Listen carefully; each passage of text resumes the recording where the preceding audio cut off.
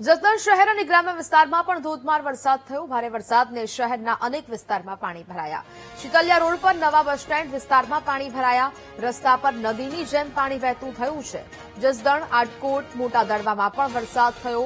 વિરનગર, સાણથલી, ભાડલા સહિતના ગામમાં વરસાદ થતા ખેડૂતો ખુશખુશાલ જોવા મળી રહ્યા છે।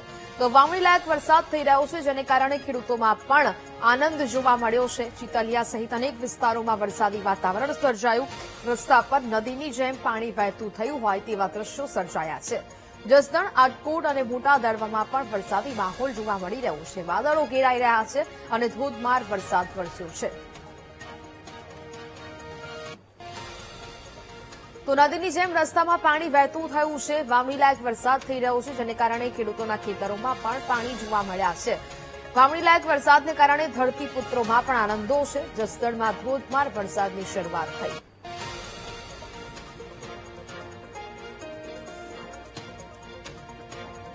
વીટીવી ન્યૂઝના અહેવાલ બાદ જસદણ નગરપાલિકાનું તંત્ર જાગ્યું છે। જસદણના શીતળિયા રોડ પર પાણી ભરાતા પાલિકાની ટીમ દોડતી થઈ। વીટીવી ન્યૂઝે નગરપાલિકાની નબળી પ્રિમોન્સૂન કામગીરીનો અહેવાલ દર્શાવ્યો હતો।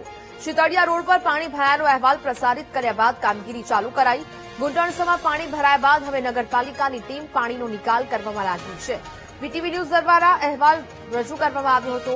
જસદણ નગરપાલિકાનું તંત્ર હવે સફાળું જાગ્યું છે। જસદણના ચિતળિયા રોડ પર પાણી ભરાયું હતું, જેને કારણે લોકોને અવરજવરમાં મુશ્કેલી સર્જાઈ હતી। જોકે હવે પાલિકાની ટીમ દોડતી થઈ છે અને પાણી નિકાલની વ્યવસ્થા છે તે કરવામાં આવી રહી છે।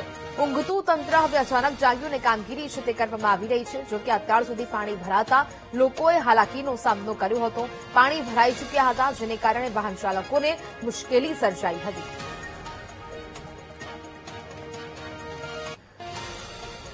સંવાદદાતા કાલુ ફોન લાઈન પર જોડાયા છે। કાલુ, જસદણના શીતળિયા રોડ પર જે પાણી ભરાઈ ગયું હતું, હવે પાલિકાની ટીમ કામે લાગી છે, શું વિગત? વાત કરીએ તો આજે જસદણ શહેરમાં વરસાદ વરસ્યો હતો। એ વરસાદ જસદણના અન્ય ગામડામાં પણ પડ્યો હતો। જ્યાં વાત કરીએ કે મોટા દડવા, વિરનગર, સાણથલી, ભાડલા, ભાડિયા સહિતના ગામોમાં વરસાદ પડ્યો હતો અને જસદણના ચિતલિયા રોડ પર જે આ પાણી છે તે ભરાયા હતા અને જસદણ નગરપાલિકાની જે પ્રી મોન્સૂનની નબળી કામગીરી તે સામે આવી હતી, તેને લઈ અને વીટીવીની ટીમ દ્વારા રિયાલિટી ચેક કરી અહેવાલ પ્રસારિત કરવામાં આવ્યો હતો। માત્ર 10 જ મિનિટમાં અહેવાલ આ તંત્રના ખાને પહોંચતા ટીમને દોડતી કરી હતી અને આ જે પાણી છે તેમનો નિકાલ કર્યો હતો। જી બિલકુલ કાળુ, જાણકારી બદલ આપનો આભાર।